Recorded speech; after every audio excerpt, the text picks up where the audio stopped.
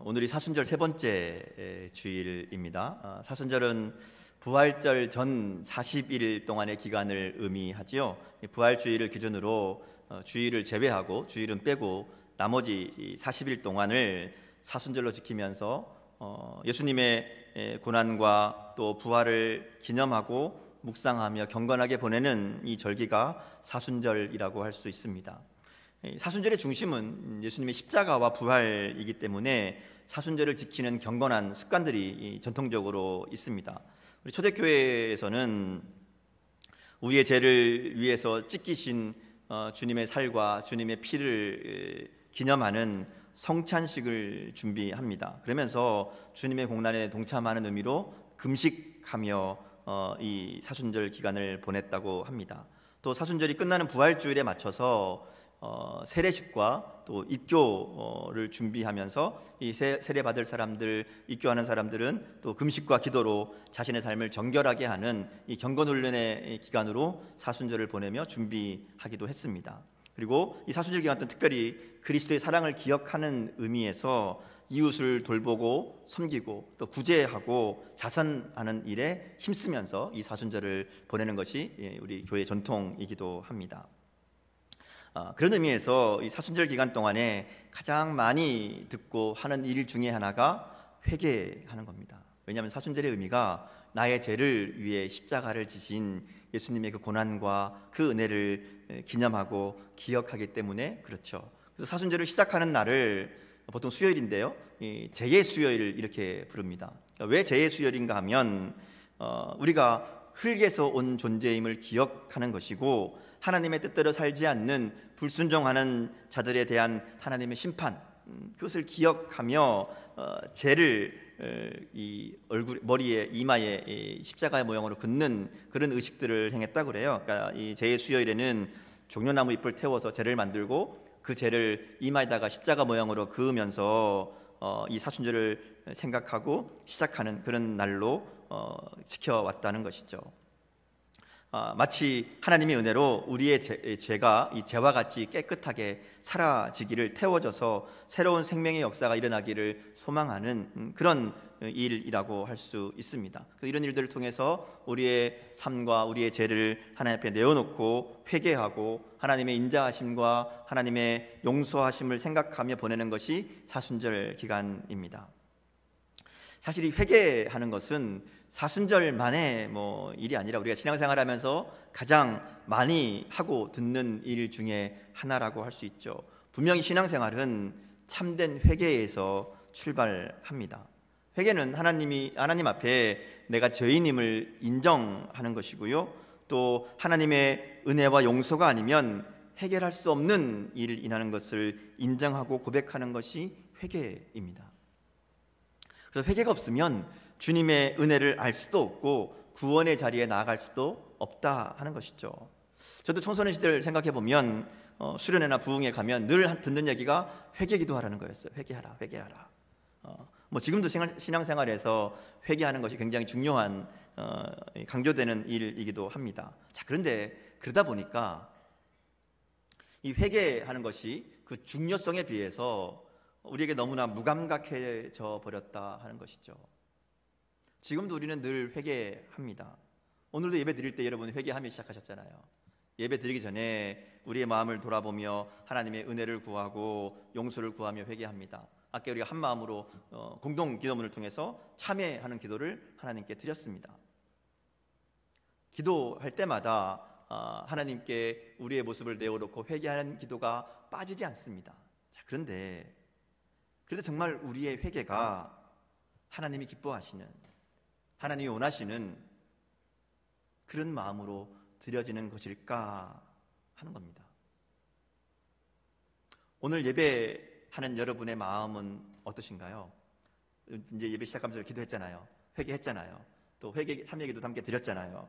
그러면서 정말 하나님 앞에 나의 죄와 연약함에 대한 가슴치는 안타까움과 슬픔으로, 탄식으로 하나님의 은혜와 용서를 구하는 그런 참여하는 마음이 우리 가운데 있었습니까? 그리고 나의 죄로부터 돌이키고 이제는 새로운 삶을 살겠다는 결단의 마음이 여러분 분명히 있었습니까?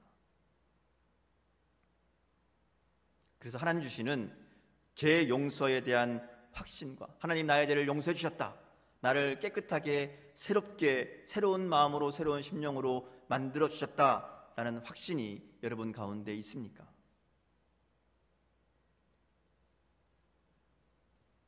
어떠신가요? 오늘 우리의 회개가 정말 진짜 회개가 맞습니까? 우리의 회개는 형식으로 끝날 때가 너무나 많습니다. 형식적으로 하던 일이니까, 그냥 순서에 있으니까, 기도할 때도 기도하는 순서가 회개부터 시작하라니까, 그래서 이것저것 생각나는 대로 끌어다가 회개하고 용서를 구하고 기도하고, 그런데 또 아무 일도 없었던 것처럼 그대로 살아가고.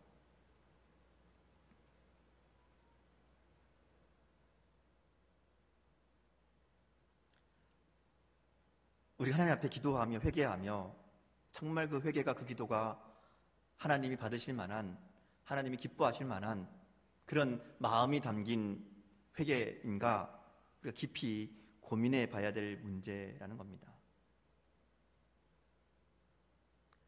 나의 죄와 연약함을 깨닫고, 그래서 하나님 앞에 정말 두렵고 떨리는 마음으로, 하나님 앞에 너무나 죄송스러운 마음으로, 늘 실패하고 늘 넘어지는 이 부끄럽고 면목 없는 모습 때문에 눈물로 기도하며 하나님의 은혜를 구하며, 하나님 나는 할 수 없습니다, 하나님 나를 좀 도와주십시오, 그렇게 매달리고 기도했던 때가 언제인가 하는 것이죠.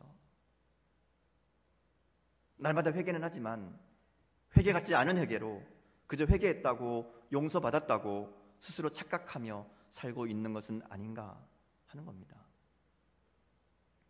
오늘 다윗이 들려주는 이야기가 바로 그런 이야기입니다. 참된 회개가 무엇인가? 사실 다윗은 우리가 아는 것처럼 참 믿음이 좋은 사람이잖아요. 하나님 앞에 정말 순전하고 흠이 없는 삶을 살았던 사람이라고 할 수 있습니다. 성경도 다윗을 이야기할 때에 전심으로 하나님을 섬긴 사람이라고, 하나님 마음에 합한 사람이라고 이야기하고 평가합니다. 그런데 그럼에도 불구하고 다윗이 하나님 앞에서 큰 죄를 저질렀던 적이 2번 우리가 알고 있습니다. 하나는 왕이 된 후에 하나님의 뜻을 어기고 인구조사를 한 일이 있었고요, 또 한 번은 오늘 우리가 읽은 시편의 배경이 되는 밧세바 사건이 있었습니다. 근데 사실 이 두 사건은요, 그 당시의 상황을 생각해 보면 그다지 큰 죄라고 할 수 없습니다. 왜냐하면 나라의 경제력과 국방력을 키우기 위해서 군사들의 또 백성들의 숫자를 파악하는 것은 너무나 당연한 일이거든요. 꼭 있어야 되는 일입니다. 하나님도 이 일을 시키기도 하셨었어요. 민수기 보면 숫자를 세게 하잖아요. 근데 문제는 이 다윗의 마음에 있었던 거죠. 밧세바도 마찬가지입니다. 겉으로 보기에는요, 사람들이 보기에는 어떤 일인가 하면 다윗의 부하 장수 중에 우리아라는 사람이 있는데 전장에서 죽었어요. 그래서 다윗이 그 우리아의 부인을 데려다가, 그 미망인이죠, 데려다가 왕의 부인으로 삼은 거예요. 잘 모르는 사람은 그런가 보다 할 수 있는, 우리아의 은밀한 사정을 다 아니까 이게 되지만 그럴 수도 있는 그런 문제라는 거죠. 근데 하나님 앞에서는 다르죠. 더구나 하나님의 사람이었던 다윗이 이것이 죄고 문제라는 것을 몰랐을 리가 없습니다. 아마 그때는 그랬지만 곧 금방 하나님 앞에 회개하고 돌이키고 이 일들을 회개하는 일들을 했을 거라는 것이죠. 그래서 오늘 본문에 보면 이 다윗이 이러한 사건을 통해서 자신이 깨달은 죄의 무서움과 그 결과에 대해서, 그리고 죄의 해결 방법에 대해서 깨닫고 눈물로 고백하는 내용이 오늘 우리가 읽은 시편입니다. 우리가 짐작할 수 있는 것처럼 다윗은 인구조사 때도 그랬고 밧세바 사건 때도 그렇고 바로 회개하며 아마 하나님 앞에 용서를 구했을 겁니다. 하나님께 문제가 되는 것을 알았기 때문에 그랬을 거죠. 그래서 제사도 지내고 속죄의 제물도 드리고 여러 가지 방법으로 회개하며 하나님의 용서를 구했을 것이다 하는 거죠. 자, 그런데 문제가 있습니다. 이 죄가 해결되지 않는 거죠. 해결되지 않습니다. 제사를 드리는데 하나님과의 관계가 예전 같지 않습니다. 하나님과 왠지 멀어진 것 같고요, 삶의 기쁨도 사라지고 평안도 없어지는 겁니다. 늘 마음이 답답하고 어려운 거죠. 그래서 더 열심히 제사도 드리고 더 열심히 하나님을 찬양하고 더 열심히 하나님께 기도했을지도 모릅니다. 근데 다윗이 경험한 것은 하나님의 차가운 거절이었다는 것이죠. 그러던 어느 날 나단 선지자가 찾아옵니다. 다윗에게 이야기 하나를 들려주죠. 우리 잘 아는 이야기입니다. 한 마을에 큰 부자와 또 가난한 사람이 있었는데, 이 큰 부자는 양과 소가 심이 많았고 가난한 사람은 이제 암양 한 마리가 전부였는데, 이 암양 한 마리를 정말 애지중지하면서 자기 딸처럼 키웠습니다. 근데 어느 날 손님이 이 부자에게 찾아오게 되고요, 이 부자가 자기에게 있는 많은 이 양과 소는 아까워서 못 잡고 이 가난한 사람 한 마리 있는 그 양을 뺏어다가 자기 손님을 대접했다는 이야기를 들려주지요. 그러니까 이 얘기를 듣고 다윗이 분노합니다. 그런 나쁜 일을 행하는 것은 4배나 갚게 해야 된다고, 그 사람은 죽어 마땅하다고 분노하지요. 우리는 흔히 이 얘기를 듣고 다윗이 그에게 이게 당신입니다 얘기를 듣고 이제 다윗이 회개했다 이렇게 알고 있습니다. 맞습니다. 그런데요, 다윗이 깨달은 것은 단순히 이게 잘못이다, 내가 밧세바를 빼앗고 우리아를 죽인 것이 이제 생각하니까 죄구나, 이게 아닙니다. 그게 죄라는 걸 몰랐을 리가 없었다는 것이죠. 아마 이것은 다윗도 알고 있었고 나름대로 회개하고 또 해결했다고 생각한 문제였을 겁니다. 사실 나단이 다윗에게 들려준 이야기는 좀 더 심각한 문제입니다. 이 상황을 기록하고 있는 사무엘하 12장 7절부터 9절 말씀이 있는데요, 여기 한번 같이 읽어보도록 하겠습니다. 우리 스크린 좀 띄워주시겠어요? 같이 읽겠습니다. 자, 시작. 나단이 다윗에게 이르되 당신이 그 사람이라. 이스라엘의 하나님 여호와께서 이와 같이 이르시기를 내가 너를 이스라엘 왕으로 기름 붓기 위하여 너를 사울의 손에서 구원하고 내 주인의 지배를 너에게 주고 내 주인의 아내들을 내 품에 두고 이스라엘과 유다 족속을 내게 맡겼느니라. 만일 그것이 부족하였을 같으면 내가 내게 이것저것을 더 주었으리라. 그러한데 어찌하여 내가 여호와의 말씀을 업신여기고 나 보기에 악을 행하였느냐. 내가 칼로 햇사람 우리아를 치되 암몬 자손의 칼로 죽이고 그의 아내를 빼앗아 내 아내로 삼았도다. 자, 이 이야기를 들어보면요, 나단 선지자가 하는 이야기는 단순히 우리아를 죽이고 그 아내를 빼앗은 악행에 대해서 말하는 것이 아닙니다. 하나님이 나단을 통해서 다윗에게 하신 얘기는 이거예요. 야, 내가 너한테 부족함이 없이 주었는데 더 달라면 더 줄 텐데, 근데 왜 너는 남의 처를 빼앗고 그 아내를 자신의 것으로 삼기 위해 우리아를 죽였느냐, 이거를 얘기하시는 겁니다. 다시 말해서 다윗의 죄는 밧세바를 빼앗거나 우리아를 죽인 이전에 하나님이 주신 것을 만족하지 못하고 하나님이 채워주신 것을 부족하다고 생각하고 그것을 내 욕심을 위해 다른 사람의 것을 빼앗으려고 했던 그 마음에 있다 하는 것이죠. 밧세바와 우리아의 일은 그 결과입니다. 하나님이 지적하시는 죄는 그 이전에 하나님을 향한 다윗의 마음에 더 큰 문제가 있다. 그래서 뭐라 그래요? 네가 나를 업신여겼다, 이렇게 얘기합니다. 하나님이 지적하시는 죄는 행위의 죄가 아닙니다. 관계의 죄라는 것이죠. 이 사실은 다윗에게 충격이었을 겁니다. 그래서 오늘 본문에 보면 다윗이 무슨 얘기하는가 하면 내가 하나님 앞에 주께만 범죄하였습니다, 이렇게 얘기해요. 주께만 범죄하였습니다. 이것은 하나님께만 죄를 지었다는 얘기가 아닙니다. 뭐 우리아나 밧세바에게는 죄를 지는 게 아니다, 이런 얘기가 절대로 아니죠. 죄의 본질이 무엇인가를 분명하게 깨달은 겁니다. 하나님께 죄를 지었다 하는 것이죠. 사무엘하 12장 이 상황을 보면요, 지금 나단 선지자가 다윗을 찾아온 시기를 우리가 잘 봐야 됩니다. 죄를 짓자마자 찾아온 게 아닙니다.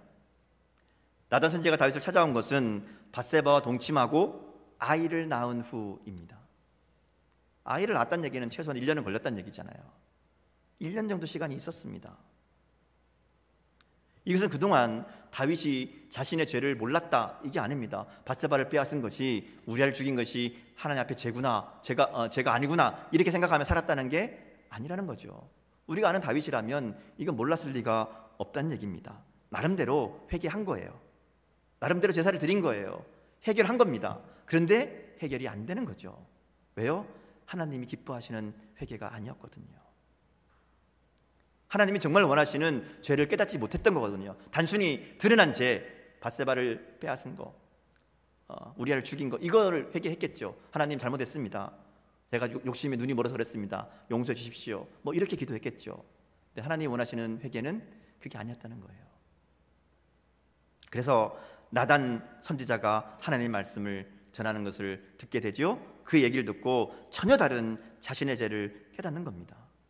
내 죄가 무엇인지를 이제서야 발견하게 된 거죠. 간음하고 살인한 건 분명히 죄입니다. 그러나 그것보다 더 크고 근본적인 죄가 자신 안에 있음을 깨닫게 된 것이죠. 그래서 하나님 앞에 엎드려 회개하며 진짜 참회의 기도를 드리게 되는 겁니다. 그게 오늘 우리가 읽은 시편 51편 말씀인 거예요. 우리는 흔히 회개 이야기하면 우리가 잘못한 행동들에 대해서 참회하는 것으로 생각합니다. 세상에 살면서 세상 사람들처럼 거짓말하고 속이고 또 미워하고 나쁜 짓 하고 뭐 분노했던 이런 것들을 회개하죠. 저도 예전에 다 회개해야 된다 뭐 이렇게 들어서 생각나는 거 안 나는 것까지 다 끌어내서 하나님 용서해 주십시오 이렇게 회개하고 용서받으려 했던 기억들이 있습니다. 철저하고 구체적인 회개가 필요하다는 건 분명히 맞습니다. 그런데 오늘 다윗을 통해 우리에게 말씀하시는 것은 회개는 그게 전부가 아니라는 거예요. 사실 그렇잖아요. 우리가 행한 일들로 따지면 여기 계신 여러분들 뭐 그렇게 많이 가슴치며 회개할 일들이 별로 없잖아요. 그렇죠? 아닌가요? 제가 잘못 생각하고 있는 건가요? 여러분 제가 너무 착하게 보는 건가요? 다윗과 같이 간음하지도 않았습니다. 다윗처럼 누구를 죽이려고 하지 않았습니다. 그렇죠.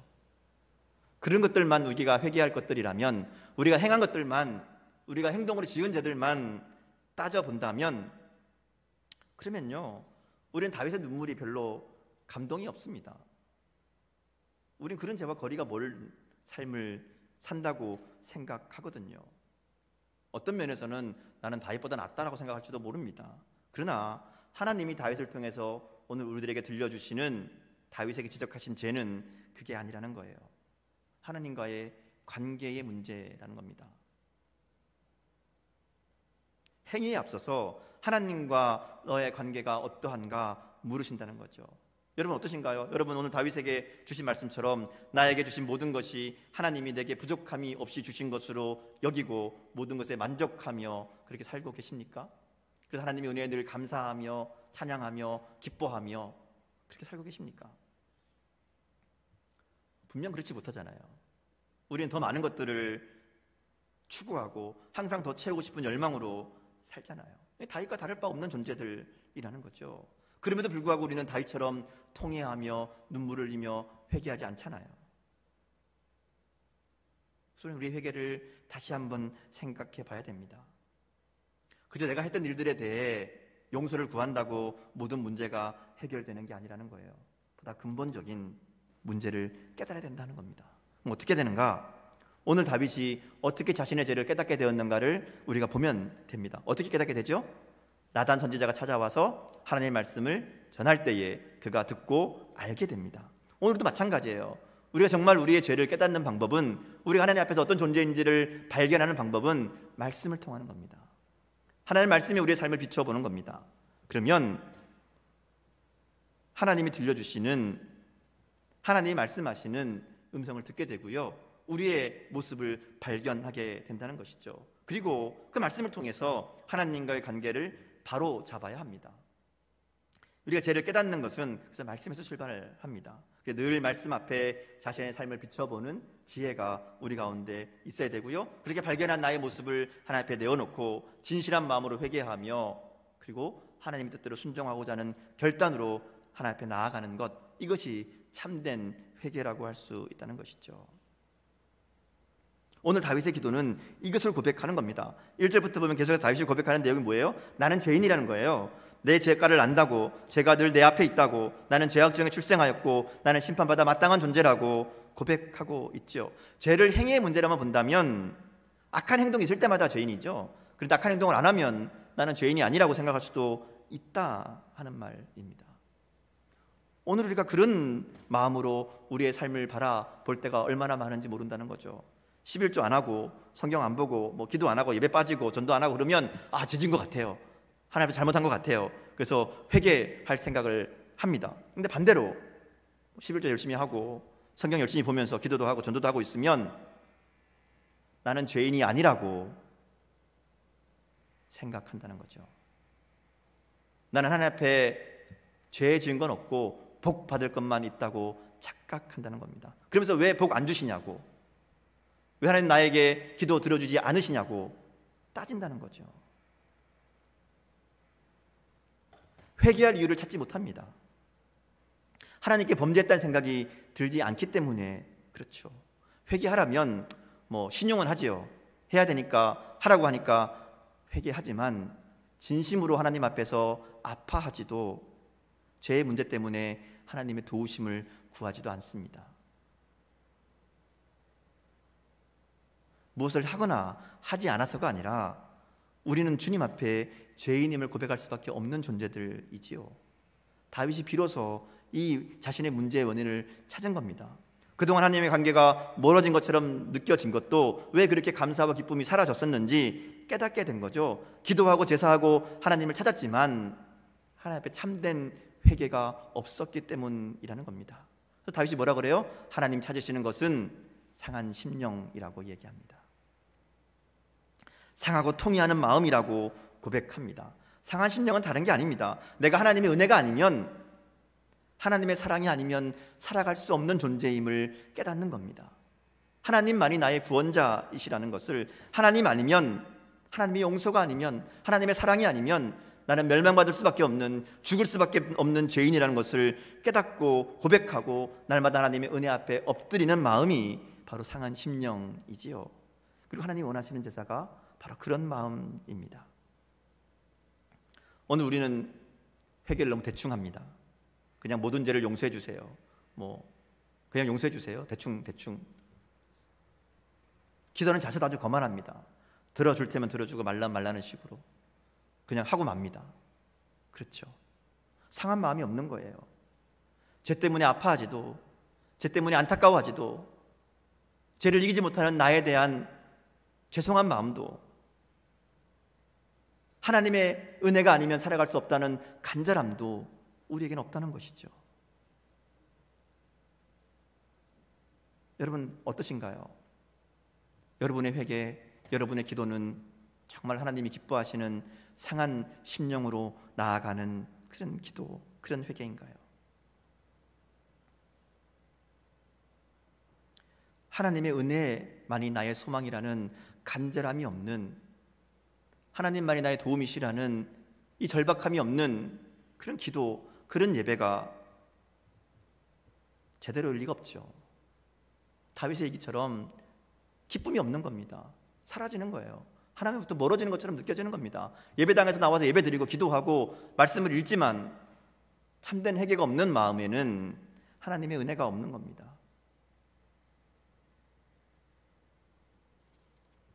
오늘 우리의 회개, 오늘 우리의 예배, 오늘 말씀 앞에 좀 돌아볼 수 있기를 원합니다. 하나님의 은혜가 아니면 도무지 살아갈 수 없는 존재라는 간절한 마음으로 주님 앞에 나아가시고 그 간절한 마음으로 주님을 부르고 있으십니까? 얼마나 많이, 얼마나 자주, 얼마나 자세히 죄를 고백하는 게 중요한 게 아니에요. 하나님의 은혜를 감당하기 힘든 죄인임을 깨닫고 하나님의 은혜를 구하고 나의 연약한 모습에도 불구하고 사랑으로 받아주고 용서하시는 그 하나님의 은혜를 의지하고 그저 눈물로 나아가는 것, 하나님 앞에서 하나님의 은혜만으로 살아가기를 간절히 소망하며 하나님을 구하는 것, 그게 오늘 우리가 하나님께 가지고 나아가야 될 우리 마음인 줄 믿습니다. 하나님 그런 마음을 기뻐하시고 그런 회개를 멸시하지 않으십니다. 이것이 다윗이 죄로 인해 몸부림치며 깨닫게 된 진리라는 것이죠.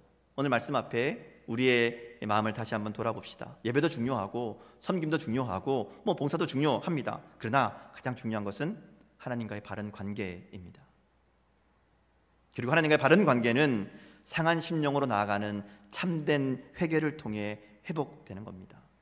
하나님이 원하시는 것은 하나님을 찾는 마음이에요.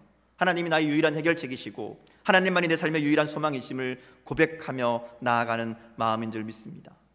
무작정 용서해 주세요, 나의 모든 죄를 없애주세요가 아니라 말씀을 통해 우리의 죄와 연약함을 날마다 깨닫고 고백하며 하나님의 도우심을 구하며 나아갈 수 있기를 원합니다. 우리가 연약하기에 또 다시 죄에 넘어지고 쓰러지고 또 죄를 저지를 수도 있습니다. 그러기에 더욱 주님을 의지하며 나아가야 된다는 것이죠. 우리의 힘이 아닌 하나님의 능력을 의지하고 그러기에 더 간절한 마음으로 하나님의 도우심을 구하는, 그러면 하나님께서 우리를 깨끗하게 하실 겁니다. 오늘 다윗의 간구의 핵심이 바로 그거잖아요. 하나님, 나를 정결하게 하옵소서. 내 안에 새로운 마음, 정한 마음을 창조하여 주옵소서. 그렇게 고백하잖아요. 하나님, 나를 붙들어 주옵소서. 이렇게 우리가 사랑한 심령으로 하나님의 도우심을 구하며 나갈 때 하나님의 은혜로 우리의 삶이 더 정결해지고 더 거룩해지고 하나님이 기뻐하시는 그런 복된 삶을 살게 될 줄 믿습니다. 오늘 우리가 주님 앞에 정말 주님이 기뻐하시는 그 마음으로 날마다 주님을 찾고 주님을 의지하고 주님께 나아가는 그 저와 여러분의 복된 삶이 될 수 있기를 주님의 이름으로 축복합니다. 함께 기도하겠습니다. 사랑의 하나님,